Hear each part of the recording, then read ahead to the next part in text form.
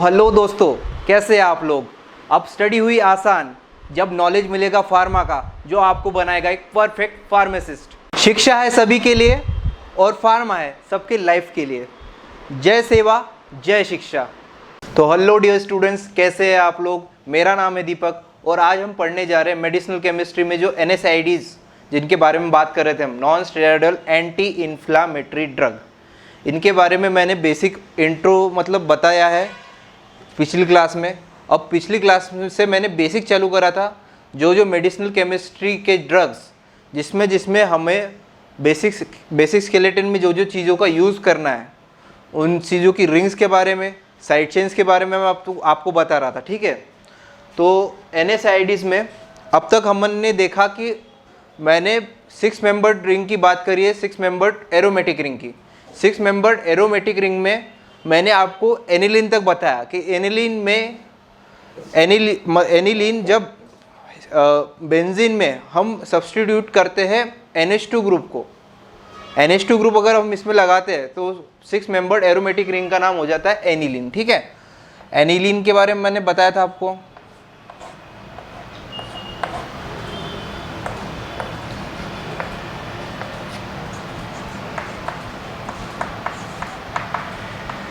Aniline के बारे में मैंने बताया था पहले आपको। ठीक है, ये 6 मेंबर्ड एरोमेटिक रिंग में जब हम NH2 ग्रुप लगाते हैं तब इसको हम एनिलीन बोलते हैं। ठीक है, अब इसके आगे मैं बताऊँ आपको, अगर हम एनिलीन की रिएक्शन कराएंगे कार्बोक्सिलिक एसिड से, CH3C डबल बॉन्ड OH। ठीक है, इसके बाद जब हम रिएक्शन कराते हैं तब क्या होता है, इसका जो OH वाला पार्ट है, इसमें जो H है, H दिख रहा है आपको, H के 2 H ऐसा नहीं है,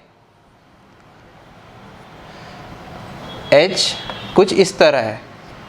ठीक है, ये OH H को लेके एक वाटर मॉलिक्यूल रिलीज कर लेगा और रिएक्शन करके एक नया कंपाउंड बना लेगा। इसको बोलेंगे हम एसिड एनिलाइड। ठीक है, इसको क्या बोलते हैं हम, एसेटिक एसिड। एसेटिक एसिड बोलते हैं। किसी भी कार्बोक्सिलिक ग्रुप में अगर एक कार्बन वाला एसिड है तो हम उसको एसिटिक बोलते हैं। ठीक है, इसके लिए स्पेसिफिक नेम है एसिटिक। ठीक है, तो जब हम एसिटिक एसिड की रिएक्शन एनिलीन से कराएंगे तब हमारे पास एक नया कंपाउंड बन के आएगा जिसको हम बोलेंगे एसिड एनिलाइड।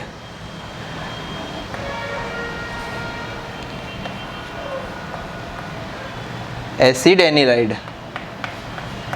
ठीक है, इसको क्या बोलोगे आप, एसिड एनिलाइड। ठीक है, एनिलीन में एसिटिक एसिड की रिएक्शन कराने पे जो ग्रुप बनता है एसिड एनिलाइड, इस एसिड एनिलाइड ग्रुप का मेजर रोल है पैरासीटामोल की ड्रग में। ठीक है, पैरासीटामोल ड्रग क्या होती है, पैरासीटामोल NSAIDs कैटेगरी की ड्रग है जो स्पेसिफिक कैटेगरी को बिलोंग करती है, पैरा एमिनोफिनॉल। देखो मैंने पोजीशन भी कल बताई थी, ortho Meta para, para amino. अब इसमें फिनॉल लगाना है तो फिनॉल कहाँ पे लगाएंगे, पैरा पे ही लगाएंगे। ठीक है, पैरा अमाइनो फिनॉल। अगर यहाँ पे मैं OH ग्रुप लगा दूँ तो ये एक स्पेसिफिक ड्रग बन जाएगी पैरासीटामोल। ठीक है, तो मैं अभी इसको नहीं बता रहा हूँ, मैं तो आपको सिर्फ बेसिक बता रहा हूँ कि इसका यही है कि ये बेसिक रिंग है, एसिड एनिलाइड को हमें यूज़ करना है। ठीक है, एसिड एनिलाइड के बाद अब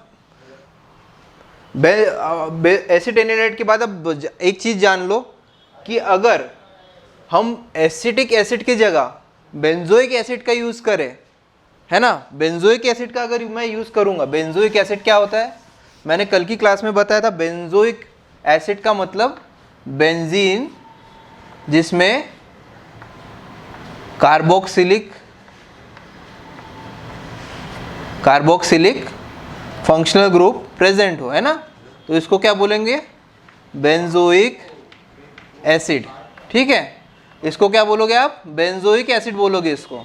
जब बेंजोइक एसिड की रिएक्शन कराएगी एनिलीन से, तब यहाँ पे एसिड एनिलाइड की जगह एक नया कंपाउंड बनेगा जिसको बोलेंगे अपन बेंज एनिलाइड। ठीक है, बेंजीन लग जाएगा यहाँ पे और इसका नाम लिख देंगे अपन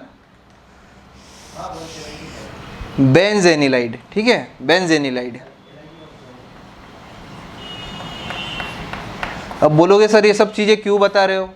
अगर मैं ये सब चीज़ें नहीं बताऊंगा तो आपको जो आने वाले टॉपिक्स में इन साइड चेन्स या फिर इन कंपाउंड्स के बारे में जब मैं आपको बताऊंगा कि बेटा इसकी रिएक्शन अपन ऐसे करेंगे, तब जाके अपने को सिंथेसाइज होकर वो ड्रग मिलेगी, तब आपको कुछ समझ में नहीं आएगा। इसलिए मैं ये सब चीज़ें डिटेल में बता रहा हूँ कि अपने को इस तरह से करना है। ठीक है, तो मैंने बता दिया एसिड एनिलाइड और बेंज एनिलाइड के बारे में बता दिया। ठीक है, अभी अपन आगे चल रहे हैं। ठीक है,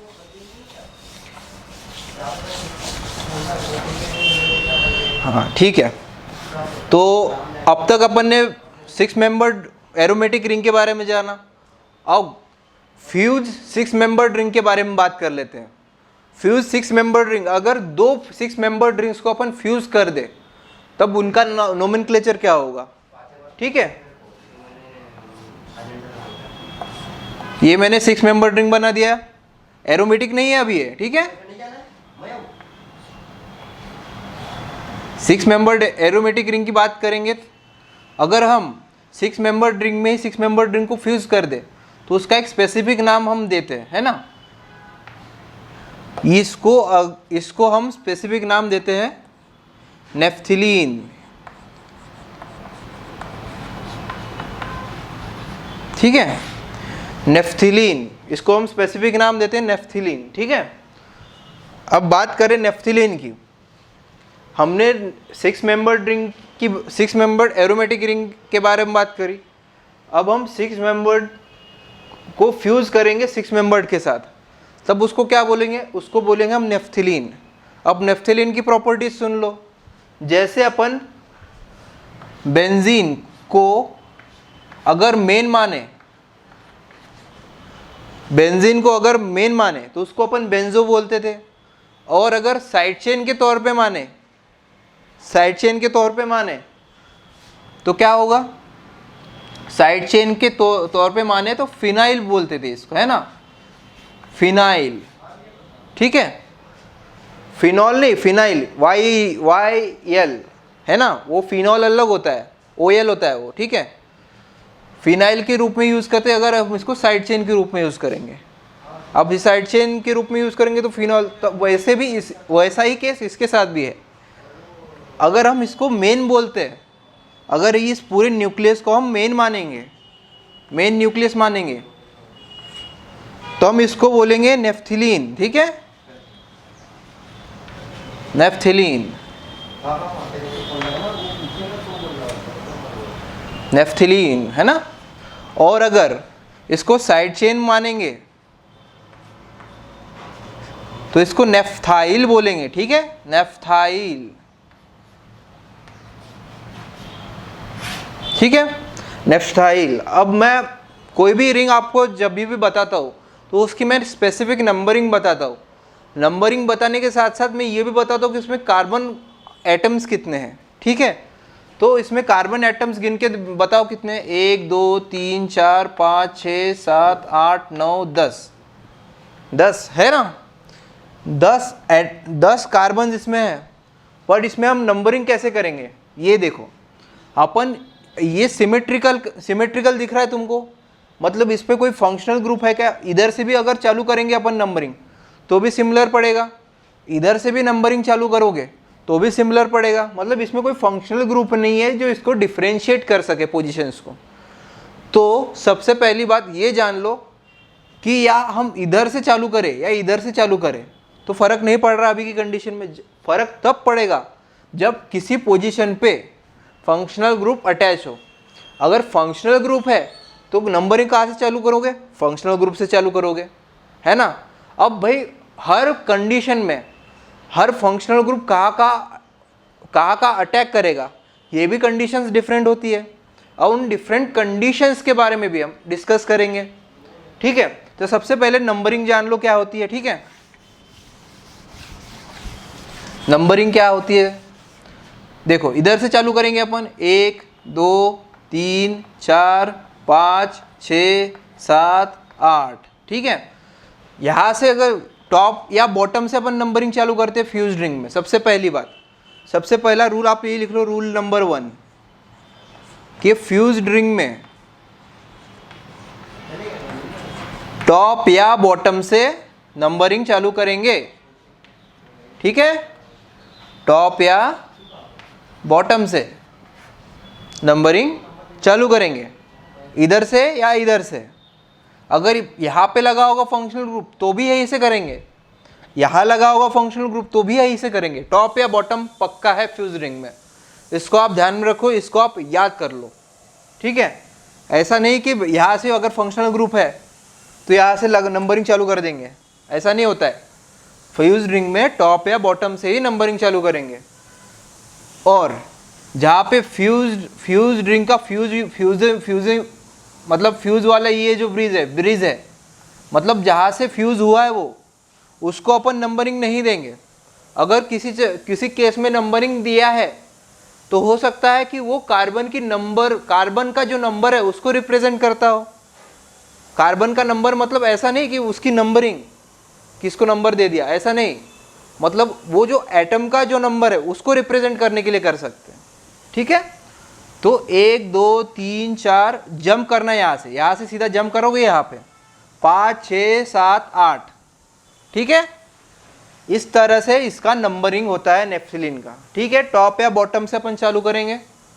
टॉप या बॉटम की कंडीशन में मतलब यहाँ से या यहाँ से, यहाँ से या यहाँ से, इधर से नहीं करना है कभी भी।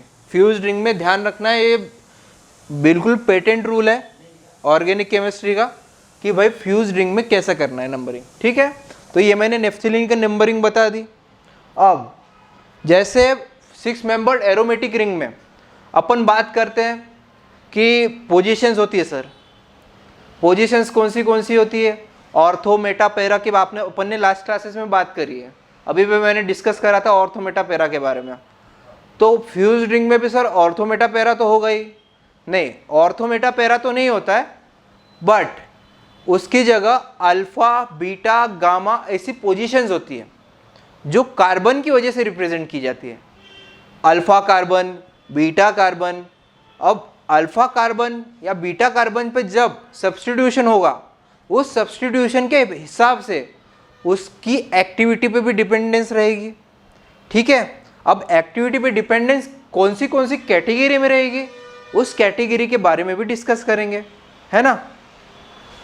तो अपन एक बात समझो कि ये अगर मैं अल्फा और बीटा की बात करो तो सबसे पहले बात आती है अल्फा की, ठीक है।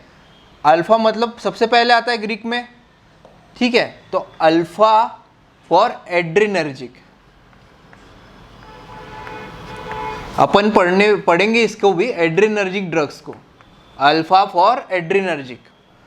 और ये जो बीटा पोजीशन है, बीटा पोजीशन फॉर NSAIDs, ठीक है।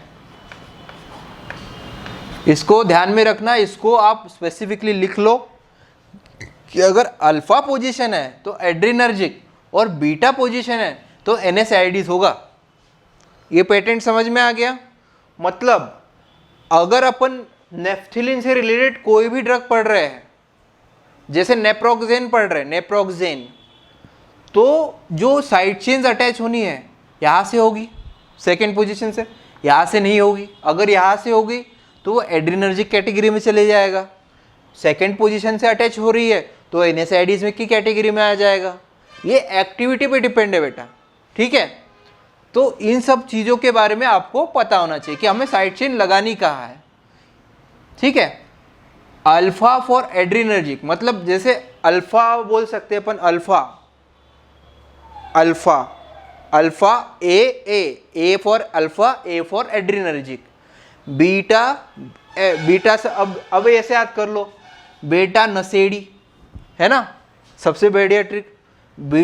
बीटा को अपन बेटा बोल सकते हैं और NSAIDs को अपन नशेड़ी बोल दो, सबसे अच्छा ट्रिक बेटा नशेड़ी, है ना। तो याद करने में दिक्कत नहीं आएगी। दोनों में से एक ही चीज़ याद करो, सबसे बेस्ट है, ठीक है। दोनों को याद करने की आवश्यकता नहीं है।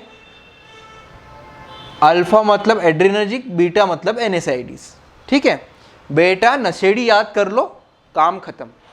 अब जो भी साइड चेन्स लगानी है मैं इस पोजीशन पे ही लगाऊंगा, बीटा पे, है ना। सब्स्टिट्यूशन करना है इसी पे करूंगा। किस तरह से करूंगा ये मैं अभी हम जैसे ड्रग्स बनाएंगे वैसे मैं आपको बताऊंगा धीरे धीरे, है ना। तो समझते चलो इन चीजों को, ठीक है। खैर आज के लिए बस इतना ही, मिलते हैं आपसे अगली कक्षा में, तब तक के लिए धन्यवाद।